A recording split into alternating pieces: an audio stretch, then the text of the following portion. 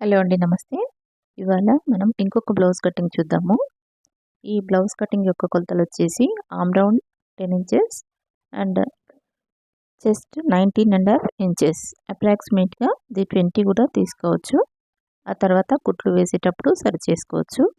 ఇక్కడ లైనింగ్ని 2 ఫోల్డింగ్స్ వచ్చే విధంగా ఫోల్డ్ చేసుకున్నాను. కోరాస్ ఒకవైపు, ఫోల్డింగ్స్ ఒకవైపు ఉండేలా చూసుకున్నాను. ఈ ఫోల్డింగ్స్ ఉండే వైపు గల్లా వచ్చే విధంగా ఫోల్డ్ చేసుకున్నాను. ఇక్కడ ఆర్మ్ రౌండ్ చెక్ చేస్తున్నాను. ఈ ఆర్మ్ రౌండ్ వచ్చేసి మనకు 10 ఇంచెస్ వరకు ఉంది. ఆ తర్వాత చెస్ట్ను కొలుస్తున్నాను.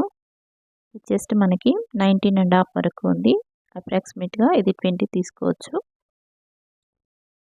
ఇలా నడుము లూజ్ కూడా కొలిచాను. బ్లౌజ్ పొడవుని వీడియోలో చూపించిన విధంగా మార్కింగ్ చేసుకోవాలి. ఈ పొడవు వచ్చేసి నాకు 16 ఇంచెస్ వరకు వచ్చింది. ఈ 16 ఇంచెస్ని ఇంకా 2 ప్లేసెస్లో మార్కింగ్ చేసుకున్నాను. ఇలా మార్కింగ్ చేయడం వల్ల మనం ఒక బాక్స్ లాగా డ్రా చేసుకోవచ్చు. మనం డ్రా చేసుకున్న ఈ బాక్స్లో ఒకవైపు నెక్ తీసుకోవాలి, ఇంకొక వైపు ఆర్మ్ రౌండ్ గురించి మార్కింగ్ చేసుకోవాలి. ఇలా వీడియోలో చూపించిన విధంగా హైట్ చెస్ట్ లూజ్ని బట్టి బాక్స్ డ్రా చేసుకున్నాను. ఆ తర్వాత నెక్ హైట్ గురించి మార్కింగ్ చేస్తున్నాను. ఇలా నెక్ మార్కింగ్ చేసినప్పుడు కుట్ల మందం కొద్దిగా పైకి మార్కింగ్ చేసుకోవాలి. అదేవిధంగా నెక్ విడ్త్ని డ్రా చేస్తున్నాను. ఇక్కడ నెక్ విడ్త్ వచ్చేసి 2.5 ఇంచెస్ వరకు తీసుకున్నాను. ఆ తర్వాత షోల్డర్ వచ్చేసి సైజ్ బ్లౌజ్కి ఈ విధంగా అయితే ఉందో అదే విధంగా కొలిచి తీసుకున్నాను. ఆర్మ్ రౌండ్ డౌన్ వచ్చేసి 6 ఇంచెస్ వరకు తీసుకున్నాను. ఆ తర్వాత నెక్ విడ్త్ కింది వైపున 2.5 ఇంచెస్కి ఎక్కువగా ఉండేటట్టు తీసుకున్నాను. ఇలా రౌండ్ షేప్లో డ్రా చేసుకున్నాను. ఇక్కడ ఆర్మ్ రౌండ్ దగ్గర కార్నర్ మార్కింగ్ వచ్చేసి 1.5 ఇంచెస్ వరకు ఉండేటట్లు తీసుకొని రౌండ్ షేప్ డ్రా చేసుకున్నాను. ఇలా షోల్డర్ కరెక్ట్గా ఉందా లేదా చూసుకోవాలి. ఆ తర్వాత కుట్ల వైపు కూడా ఒకసారి కొలుచుకుంటున్నాను. ఇది కూడా కరెక్ట్గానే వచ్చింది. కొద్దిగా కట్ చేసేటప్పుడు షేప్ ఇస్తే సరిపోతుంది. ఇలా ఆర్మ్ రౌండ్ కూడా మళ్ళీ ఒకసారి కొలుచుకున్నాను. అది కరెక్ట్గా వచ్చింది. ఆ తర్వాత మనం పెట్టిన మార్కింగ్ల ప్రకారం బ్యాక్ పార్ట్ని 2 ఇంచుల ఖర్చుతో కట్ చేసుకున్నాను. బ్యాక్ పార్ట్ని మనం తీసుకున్న క్లాత్ పైన క్రాస్గా వేసి కట్ చేసినట్లయితే మనకు ఫ్రంట్ పార్ట్ రెడీ అవుతుంది. ఇలా క్లాత్ పైన క్రాస్గా వేసుకోవాలి. వేసుకొని యాస్టీస్గా బ్యాక్ పార్ట్ కొలతలతో డ్రా వేసుకోవాలి.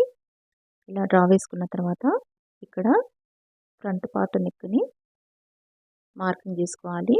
ఎందుకంటే front part neck back part neck కంటే తక్కువగా ఉంటుంది కాబట్టి అందుకని సైజ్ బ్లౌజ్తో కొలిసి మార్కింగ్ చేస్తున్నాను.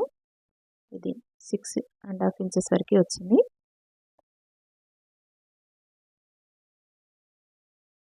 ఇలా రౌండ్ షేప్లో డ్రా చేసుకోవాలి.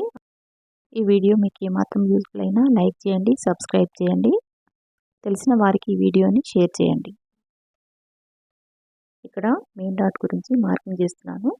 ఇలా మెయిన్ డాట్ గురించి మార్కింగ్ చేసేటప్పుడు మెయిన్ డాట్ హైట్ కూడా కొలుసుకోవాలి. హుక్స్ పట్టి కాజా పట్టి వైపు మార్కింగ్ చేస్తున్నాను. ఇలా క్రాస్గా మార్కింగ్ చేసుకోవాలి. ఈ క్రాస్ అనేది సైజ్ బ్లౌజ్ యొక్క హుక్స్ పట్టి 2వ హుక్స్ వరకు మార్కింగ్ చేసుకోవాలి.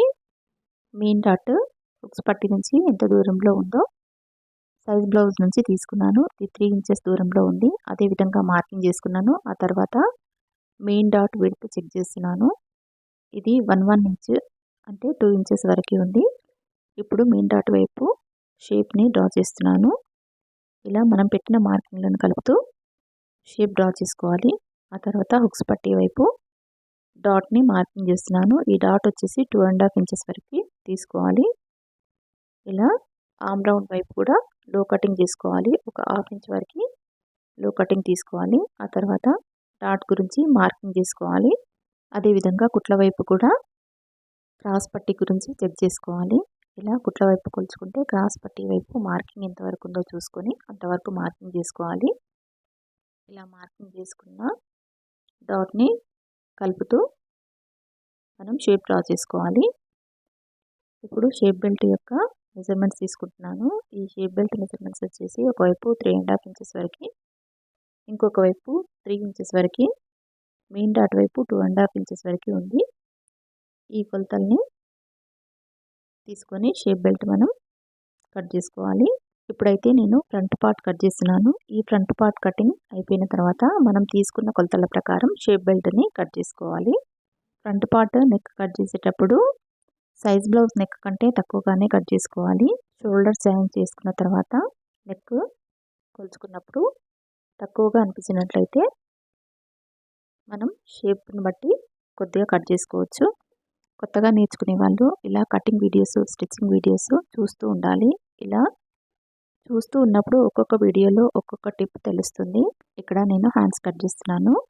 ఆర్మ్ రౌండ్ వచ్చేసి మనకు 10 ఇంచెస్ వరకు ఉంది కాబట్టి ఆ కొలత వచ్చే విధంగా నేను ఫోల్డింగ్స్ పెట్టుకొని హైట్ చెక్ చేసుకొని ఆర్మ్ రౌండ్ డౌన్ వచ్చేసి 3.5 ఇంచెస్ వరకు తీసుకొని చేతి లూజ్ని మార్కింగ్ చేసుకొని ఆ తర్వాత కుట్లకు క్లాత్ వదులుకొని హ్యాండ్స్ కట్ చేస్తున్నాను.